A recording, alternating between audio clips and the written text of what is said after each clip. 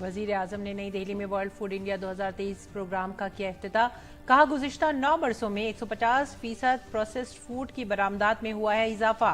1 लाख से जायद SHG अराकीन को तकसीम किए गए हैं सीड कैपिटल।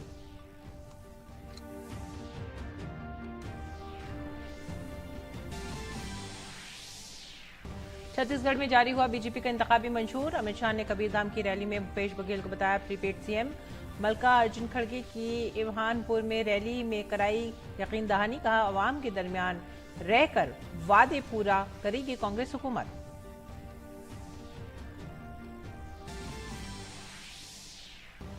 आम आदमी पार्टी के रुकन पार्लियामेंट राघव चड्ढा राज्यसभा के चेयरमैन से माफी मांगने को तैयार।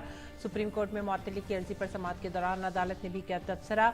राज्यसभा की इस्तिकाक कमेटी ने 7 नवंबर को हाजिर होने की दी हिदायत।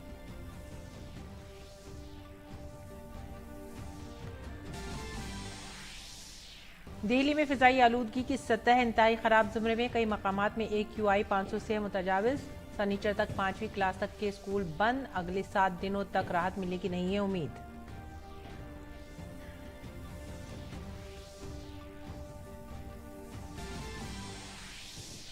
भारत के 8 रोजा दौरे पर गुवाहाटी पहुंचे भूटान के शाह जगमे केसर वांगचुक।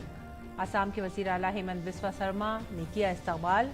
कामाख्या मंदिर का किया दर्शन। वजीर आजम नरेंद्र मोदी से भी करेंगे मुलाकात।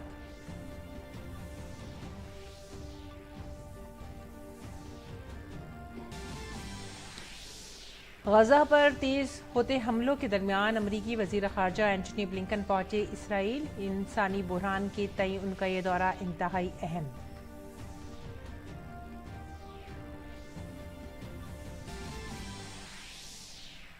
क्रिकेट आलमी कप में नीदरलैंड और अफगानिस्तान के दरमियान लखनऊ में मुकाबला जारी। नीदरलैंड पहले बल्लेबाजी कर रही है। सेमीफाइनल की दौड़ में बरकरार रहने के लिए अफगानिस्तान को ये मुकाबला जीतना है जरूरी।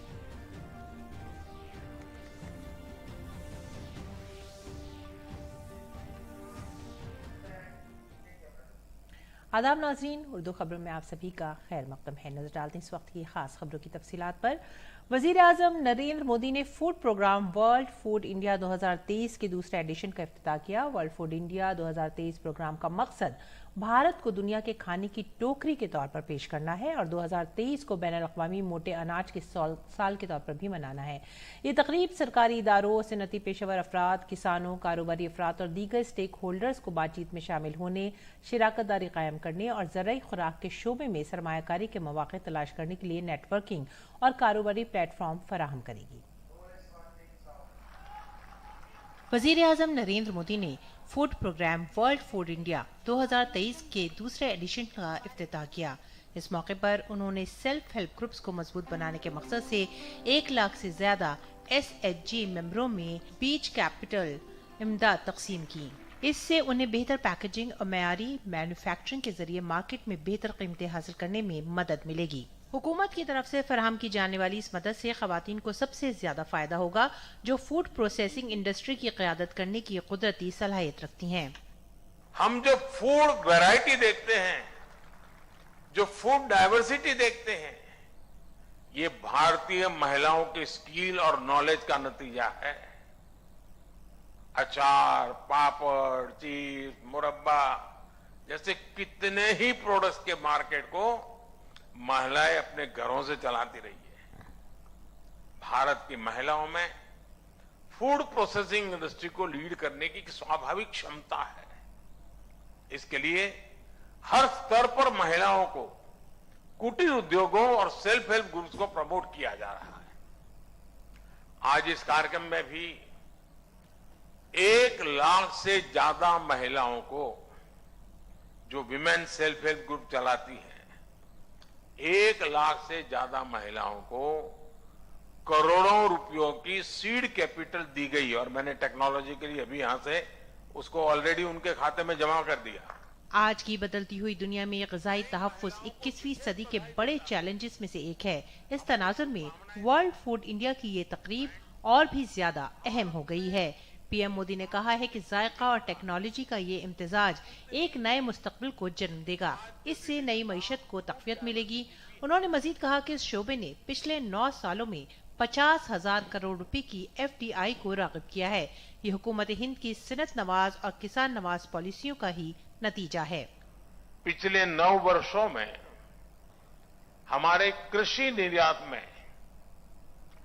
प्रोसेस्ड फूड का हिस्सा 13 से बढ़कर 23% हो गया है।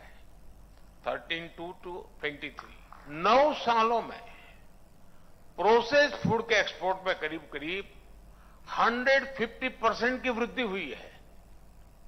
आज हम $50,000 मिलियन से ज्यादा का एग्रो एक्सपोर्ट करके ग्लोबली 7वें नंबर पर आ गए हैं।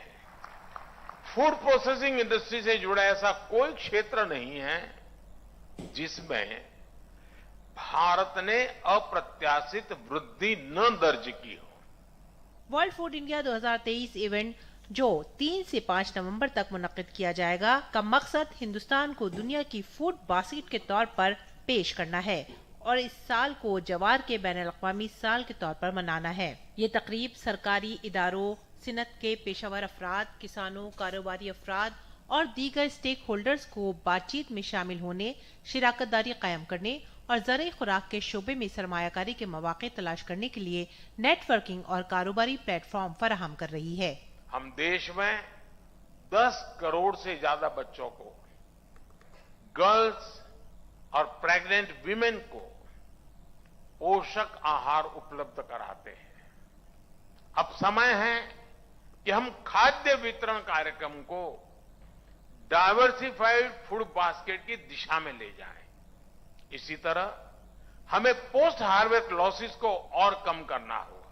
पैकेजिंग में और बेहतर टेक्नोलॉजी लाने के लिए काम करना होगा। सस्टेनेबल लाइफस्टाइल के लिए फूड वेस्टेज को भी रोकना एक बड़ी चुनौती है। हमारे प्रोडक्ट्स ऐसे होने चाहिए जिनसे वेस्टेज रुके। इसमें 80 से ज्यादा मुल्कों के 1200 से ज्यादा खरीदार शामिल हुए हैं। इसके साथ ही इसमें एक रिवर्स बायर सेलर मीटिंग की भी सलाहियत रखी गई है। शैलेंद्र बिष्ट की रिपोर्ट, DD न्यूज। और मरकजी वजीर पुरुषोत्तम रुपाला ने कहा है कि दुनिया में बदलती हुई खुराक की मांग के पेश नजर खुराक के शोबे में स्टार्टअप्स और कंपनियों के लिए ये एक सुनहरी मौका है। भारत ने फूड प्रोसेसिंग इंडस्ट्री के हर शोबे में काबिल जिक्र तरक्की हासिल की है। भारत में खानों का तनवुं खासतौर पर मोटे अनाज के हवाले से आलमी सरमायाकारों के लिए एक फायदेमंद सूरत हाल है।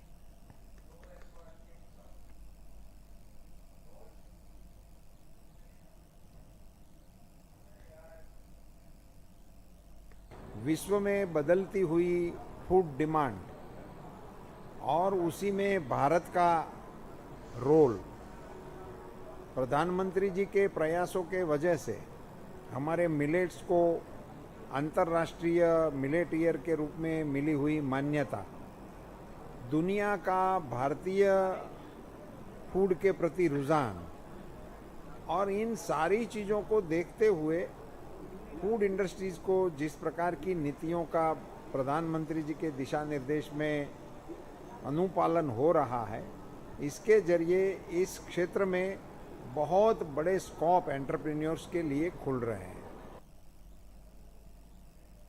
और आगे बढ़ते अगली खबर की तरफ। कर्नाटक के बेलगावी में स्मार्ट सिटी मिशन ने खवातीन को बाइख्तियार बनाने की एक मुनफरिद मिसाल कायम की है। बाजार में 54 मुनफरिद दुकानें देखी जा सकती हैं, जिनमें से 27 दुकानों में मुल्क की मुख्तलिफ रियासतों के लजीज पकवान यहाँ आने वाले लोगों को अपनी तरफ मुतवज्जा करते हैं। खवातीन के इस बाजार को बेलगावी स्मार्ट सिटी लिमिटेड ने तकरीबन 1.5 करोड़ रुपए की लागत से तैयार किया है। क्या खासियत है इस मुनफरिद बाजार की, इसका जायजा लिया हमारे नुमाइंदे ग्रीश निशाना ने। बेलगावी में एक महिला बाजार तैयार किया गया है। यहाँ पर करीब 54 दुकानें देखी जा सकती हैं। क्या खासियत है इन 54 दुकानों की, इस पर ज्यादा बात करने के लिए हमारे साथ मौजूद हैं अभिजीत, जो मैनेजर हैं यहाँ के। अभिजीत, किस तरह की दुकानें हैं ये? सर, यहाँ पे फूड स्ट्रीट है और उसके अलावा महिला बाजार है। महिला बाजार यानी कि जो महिलाओं की जो डेली लगने वाली वस्तुएं हैं, तो उनका यहाँ पे बिक्री होती है, उनके शॉप्स है। किस तरह से अंतर होता है इन दुकानों के अंदर, स्मार्ट सिटी के तहत किस तरह से देखते हैं? स्मार्ट सिटी की तरफ से देखा तो हम लोगों ने एक स्मार्ट आइडिया यहाँ पे जो सोचा है कि हमारे विधायक जी ने एक यहाँ पे आइडिया दिया कि हर शॉप में जो भी है तो एक शॉप में जो मिलता है वो दूसरे शॉप में नहीं मिलना चाहिए। वैसे एक प्रोडक्ट वाइज मोनोपोली बोलते हैं ना, तो कंपटीशन अगर होना है तो हेल्दी कंपटीशन होना चाहिए। इसमें महिला उद्यमियों के लिए कुल कितनी दुकानें हैं, और इसके अलावा खाने पीने की बात की जाए तो उनकी कितनी दुकानें हैं? सारी जो भी 54 दुकानें 54 शॉप्स सारे महिलाओं के लिए ही है, तो उनके लिए अलॉटमेंट किया हुआ है। तो उसमें से 27 शॉप जो है वो फूड सेल करते हैं, और बाकी के जो है वो स्टेशनरी बोलो या गारमेंट्स है या कोई भी कॉस्मेटिक्स है, ऐसे अलग अलग दुकान है। यहाँ कुछ महिला उद्यमी भी हैं, उनसे बात करते हैं जो दुकान चला रही हैं। हम महिलाओं के लिए जो अपॉर्चुनिटी मिला है ना, बहुत अच्छा लगता है हमें भी करने के लिए। सुप्रिया भी यहाँ पर बुटीक चलाती हैं, बात करते हैं। वुमन बिजनेस करने वाले को तो बहुत ही अच्छा है। इधर हमारा शॉप पहले बाहर था, अंदर के बाजू, इधर आने के बाद अच्छा है, कस्टमर भी ज़्यादा है और पब्लिसिटी भी ज़्यादा होगी। इधर खाने के लिए आते हैं, वो शॉपिंग के लिए भी आते हैं, और शॉपिंग के लिए आते हैं, वो खाने के लिए भी जाते हैं। इस बाजार में खाने पीने की कुल 27 दुकानें देखी जा सकती हैं। क्या क्या खासियत है जानते हैं अभिजीत, क्या क्या खासियत है? सर यहाँ पे 27 दुकान में जो है हर स्टेट में जो अलग अलग स्पेशल प्रोडक्ट्स है वो सारे स्पेशल प्रोडक्ट्स यहाँ पे लाने की कोशिश की है सर। अभी ये दुकान दे सकते हैं, बेन्ने डोसा दरबार इस दुकान का नाम है।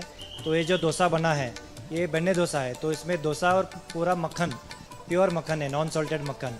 उसका यहाँ एक कर्नाटका का दावणगेरे नाम का एक शहर है, वहाँ का स्पेशल डिश है, तो वो चीज़ यहाँ पे बिकती है सर। यहाँ जोधपुर वाला की भी दुकान देखी जा सकती है, जहाँ पर राजस्थान के लजीज व्यंजन देखने को मिल रहे हैं।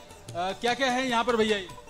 फाफड़ा जलेबी है, जलेबी रबड़ी है, दाल पकवान है, चंद्रकाला है, रबड़ी जामुन है, कलाकंद है, ये फाफड़ा जलेबी है, ये मूंग दाल हलवा है, ये बालूशाही है, गुजिया है, मावा कचौरी है।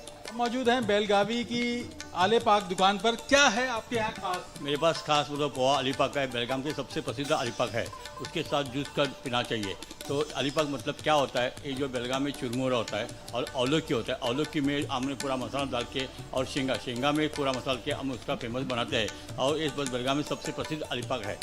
रुसाली भी यहाँ पर सैंडविच लेकर आई हैं। महिला जो रहती है घर में जो पका सकती है वो बाहर भी कर सकती है, वो बहुत ग्रेट अपॉर्चुनिटी सर ने हमको दिया है। और एक बात खासियत इसमें है, यहाँ पे जो भी स्टॉल है रिपीट कौन सा भी नहीं है। हमारे साथ मौजूद हैं स्मार्ट सिटी की एमडी साइदा आफरीन मैम। खाऊ खट्टा में काफ़ी लोग पहुँच रहे थे, दुकानदार भी काफ़ी उत्साहित थे। किस तरह से प्लानिंग करके वो बनाए? खाऊ खट्टा basically for local brands of food sir. तो लोकल ब्रांड्स ऑफ फूड्स को एक ये देने के लिए वहाँ पे अलग अलग शॉप्स बनाई हुई हैं सर।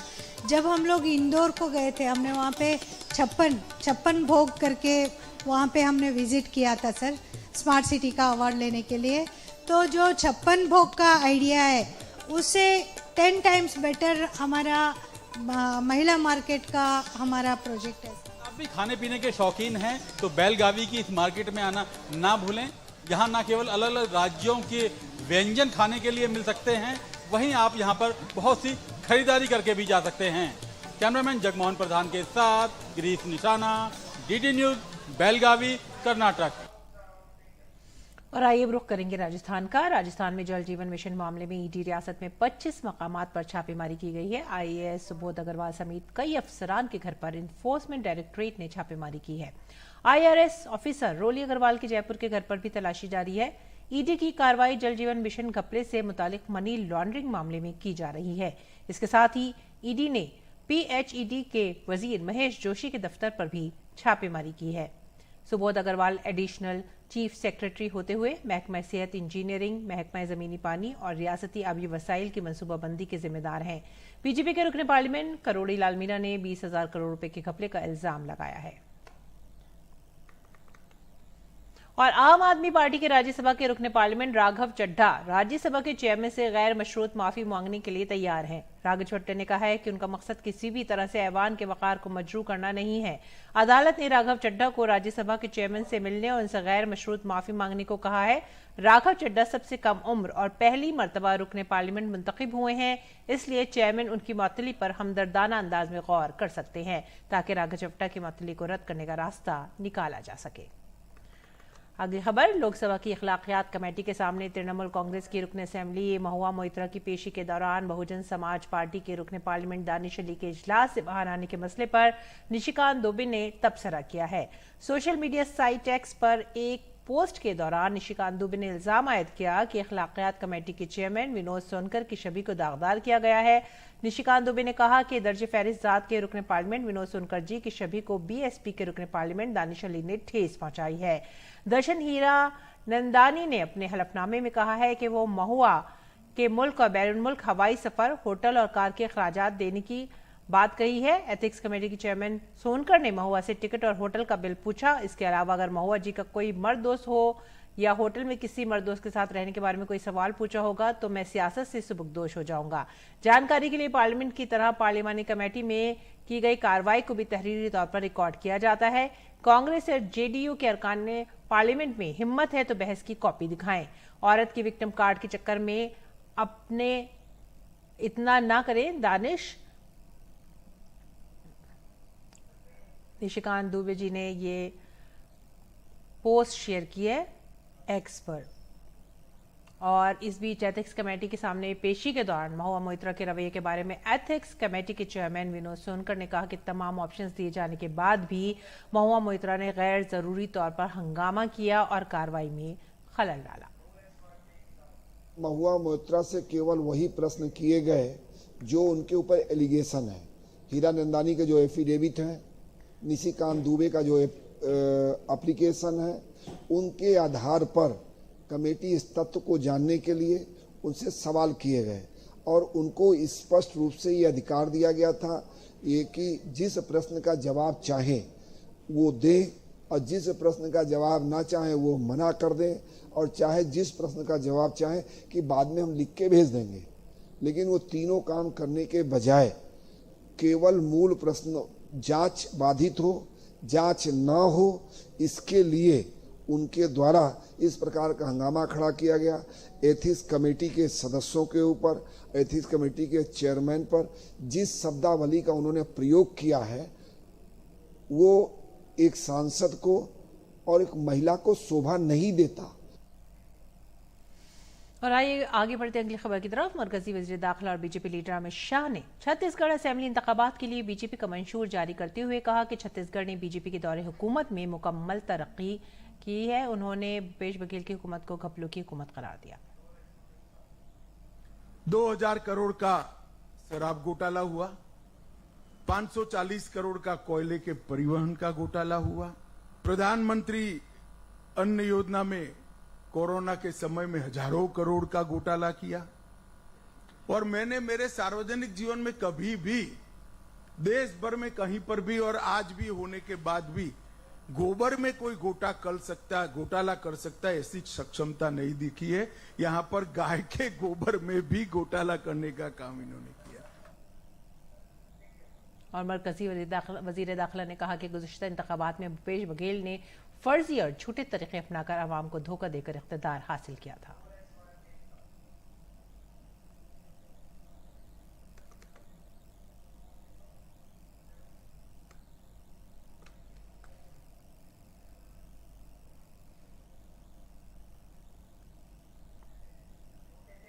फर्जी पेन ड्राइव बनाना, फर्जी अखबार में समाचार प्लांट करना, इसमें इनको सिद्धता है। छत्तीसगढ़ के कबीरधाम में विजय संकल्प महारैली से खिताब करते हुए मरकजी वजीर दाखिला अमित शाह ने भूपेश बघेल को हदफ तनकीद बनाया। वजीर दाखिला अमित शाह ने भूपेश बघेल हुकूमत पर छत्तीसगढ़ का खजाना लूटने का इल्जाम आयद किया। भूपेश बघेल छत्तीसगढ़ के खजाने को बनाकर ये दिल्ली के भाई बहन को चरणों में डाल बनाने का काम कर रहे हैं, छत्तीसगढ़ को लूटने का काम। एक कांग्रेस का बनाया हुआ प्रीपेड सीएम है। कांग्रेस ने प्रीपेड सीएम बनाया है। अगर गलती से भी भूपेश बघेल मुख्यमंत्री बन गए तो प्रीपेड कार्ड को कांग्रेस रोज स्वैप कर कर एटीएम से हजारों करोड़ रुपया निकाल कर ले जाएगी। और राजस्थान कांग्रेस सदर गोविंद सिंह डोटासरा ने रियासत में आइंदा असेंबली इंतखाबात के लिए लक्ष्मणगढ़ से कागजात नामजदगी दाखिल किए।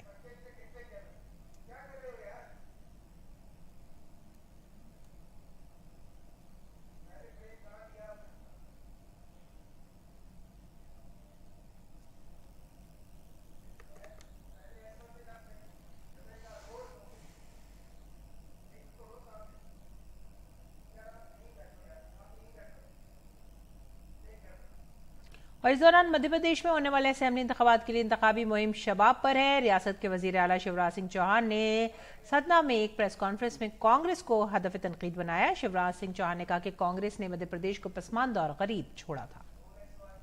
कांग्रेस ने मध्य प्रदेश को पिछड़ा और बीमारू छोड़ा था। कमलनाथ जी पूछते कि मेरा गुनाह क्या था, मैंने क्या पाप किया था? आपने पाप किया था कमलनाथ जी, 7 साल सरकार जब आपकी बनी तो आपने भारतीय जनता पार्टी की सरकार की सब योजनाओं पर ताला डाल दिया था। आपने मुख्यमंत्री कन्या विवाह योजना में कन्याओं को पैसा नहीं दिया। आपने प्रधानमंत्री श्रीमान नरेंद्र मोदी जी को किसान सम्मान निधि के लिए किसानों की सूची नहीं भेजी। आपका क्या जाता था? केवल सूची भेजनी थी, पैसा तो केंद्र सरकार भेजती। और कमलनाथ जी आपने पाप किया था। जल जीवन मिशन 2019 में प्रधानमंत्री श्री नरेंद्र मोदी जी ने प्रारंभ किया था, आपने मध्य प्रदेश में प्रारंभ भी नहीं किया ताकि घरों में नल से पानी ना पहुंचे। रुख करते हैं राजधानी दिल्ली का। दिल्ली में हवा का म्यार बदस्तूर इंतहाई खराब ज़मरे में है। मरकजी आलूदगी कंट्रोल बोर्ड के मुताबिक लोधी रोड के इलाके में AQI 438, जहांगीरपुरी में 491, आरकेपुरम इलाके में 486 और IGI एयरपोर्ट टर्मिनल 3 के इर्द गिर्द 473 है। Decision support system for air quality management in Delhi के मुताबिक आलूदगी 2.5 में 35.5% हिस्सा पराली से होने वाली आलूदगी का है। फिजाई आलूदगी के मद्देनजर दिल्ली में ग्रैप का तीसरा मरहला नाफिज किया गया। इसका मतलब यह है कि अब जरूरी सरकारी मंसूबों के अलावा तामीरात और इन्हदाम का काम मुकम्मल तौर पर बंद हो जाएगा। 3BS म्यार की पेट्रोल गाड़ियां और 4BS म्यार की डीजल गाड़ियों पर मुकम्मल तौर पर पाबंदी लगा दी गई है। साथ ही दिल्ली इंतजामिया ने दिल्ली NCR के प्राइमरी स्कूलों को आज और कल बंद रखने की हिदायत भी जारी की है। इस दौरान बच्चों की ऑनलाइन क्लासेस चलेंगी। दिल्ली में आलूदगी की वजह से ग्रैप 3 के निफाज के बाद दिल्ली मेट्रो ने अपने फेरे में इजाफा कर दिया है। DMRC ने कहा है कि पूरे नेटवर्क में 20 ट्रिप्स बढ़ा दिए गए हैं। दिल्ली में बढ़ती हुई फिजाई आलूदगी की वजह से लोगों को कई मसाइल का सामना भी है। दरे इसना जंगलात और मौसमियाती तब्दीली के वजीर मुमलिकत अश्विनी चौबे ने कहा है कि वो हुकूमत के साथ इस मसले का हल तलाश करने की पूरी कोशिश कर रही हैं। उन्होंने हवा के म्यार के लिए एक कमीशन बनाया है और कोयला फैक्ट्री भी बंद करवा दी है। 2014 से हम सब लोगों ने पर्यावरण वन पर्यावरण विभाग की ओर से हम लोगों ने वायु गुणवत्ता के लिए दिल्ली के NCR और दिल्ली के अगल बगल के प्रदेश जो केंद्र शासित है और अन्य प्रदेशों का, पंजाब हरियाणा सभी प्रदेशों में वायु गुणवत्ता का जो है आयोग बनाया है। उस आयोग के द्वारा बहुत हद तक हम लोगों ने कंट्रोल किया है। जो कोयले का NTPC इत्यादि जितने भी है, कई फैक्ट्री को भी वहां बंद करना पड़ा है और धीरे धीरे सुधार की प्रक्रिया जारी है। उत्तर प्रदेश के वजीर आला योगी आदित्यनाथ ने फिजाई आलूदगी के लिए पंजाब में पराली जलाए जाने को अहम वजह बताते हुए कहा कि रियासती हुकूमत पराली का बंदोबस्त करने में मुकम्मल तौर पर नाकाम साबित हुई है, जिसकी वजह से दिल्ली शदीद आलूदगी की जद में है। और दिल्ली में फिजाई आलूदगी पर दिल्ली हुकूमत को हदफ तनकीद बनाते हुए गौरव भाटिया ने कहा है कि वजीर आला अरविंद केजरीवाल को पैसा कमाने से फुर्सत नहीं है, वो आलूदगी पर क्या काम करेंगे। भूटान के बादशाह जिग्मे खेसर नामग्याल वांगचुक भारत के 8 रोजा दौरे पर आज गुवाहाटी में हैं। गुवाहाटी हवाई अड्डे पर असम के वजीर आला डॉक्टर हेमंत बिस्वा शर्मा ने उनका गर्मजोशी के साथ इस्तकबाल किया। भूटान के बादशाह अपने दौरे के दौरान वजीर आजम नरेंद्र मोदी, वजीर खारजा और मरकजी हुकूमत के सीनियर अफसरान से मुलाकात करेंगे। भूटान के बादशाह असम और महाराष्ट्र का भी दौरा करेंगे। वजारत खारजा ने कहा है कि ये दौरा दोनों फरीकैन को दो तरफा ताउन का जायजा लेने और मुख्तलिफ शोबाजात में बाहिमी शराकतदारी को आगे बढ़ाने का मौका फराहम करेगा। बैनुल-अक़वामी खबरों में इसराइली फौज ने हमास के खिलाफ अपनी फौजी मुहिम को मजीद तेज और जारहाना कर दिया है। इसराइली फौजियों ने शुमाली गजा की पट्टी का मुहासरा करने का दावा किया है। इसराइली फौज ने गजा शहर को मुकम्मल तौर पर घेरे में ले लिया है। इसराइल का दावा है कि उसकी फौज शुमाली गजा के इलाकों में कामयाबी से आगे बढ़ रही है। जमीन पर हमास के खिलाफ लड़ने वाले इसराइली फौजियों को समुद्र और फिजा से फौजी मदद मिल रही है। इसराइल की फिजाइया हमास के ठिकानों पर फिजाई और बहरी साहिल के अहदाफ से हमले कर रही है। इसराइली फौज का दावा है कि उसने 24 घंटे की लड़ाई में हमास के 125 से जायद दहशतगर्दों को हलाक कर दिया है। इसराइल ने यह भी वाज़ेह किया है कि वो हमास के खात्मे से पहले अपनी फौजी मुहिम नहीं रोकेगा। इसराइली वजीर आजम बेंजामिन नेतन्याहू ने महाज पर मौजूद फौजियों से मुलाकात के बाद अपने अज़्म का इआदा किया। हमास की दहशतगर्द अहदाफ को निशाना बनाने की मुहिम में मसरूफ इसराइली फौज ने वस्ती गजा में ब्रोजी महाजिर कैंप को भी निशाना बनाया। गजा की हमास इंतजामिया ने दावा किया है कि हमले में 15 अफराद हलाक हुए हैं। काबिल जिक्र है कि ब्रोजी महाजिर कैंप निस्बतन छोटा कैंप है। यहाँ तकरीबन 40,000 पनाह गुज़ीन रहते हैं। इससे कबल इसराइल ने जबालिया के पनाह गुज़ीन कैंप पर भी 2 हमले किए थे। उनका दावा है कि इन दोनों हमलों में हमास के 2 आला कमांडर मारे गए हैं। दूसरी जानिब हमास इसराइल को हमलों के हवाले से जवाबी कार्रवाई की धमकी भी दे रहा है।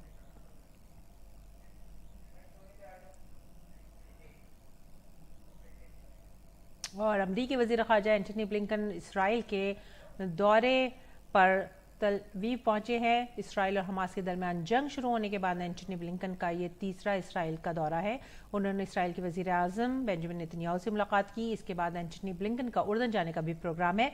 मगरबी एशिया के अपने पहले दौरे में एंटनी ब्लिंकन ने इसराइल के अलावा उर्दन, कतर, बहरीन, सऊदी अरब, मुत्तहिदा अरब अमीरात और मिस्र का दौरा किया था।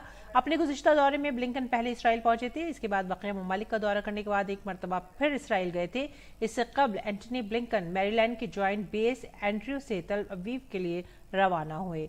उन्होंने सहाफ़ियों से खिताब करते हुए कहा कि हमास दहशतगर्द ग्रुप के खिलाफ जारी मुहिम और शहरियों की सिक्योरिटी के लिए उठाए जाने वाले इक़दामात से मुतालिक इसराइल हुकूमत से ठोस इक़दाम के मंसूबे पर बातचीत करेंगे। और अब करते हैं खेल के मैदान का। आईसीसी आलमी कप में आज नीदरलैंड का अफगानिस्तान से मुकाबला जारी है। टॉस जीतकर पहले बल्लेबाजी करते हुए नीदरलैंड ने अफगानिस्तान को 180 रन का हदफ दिया है।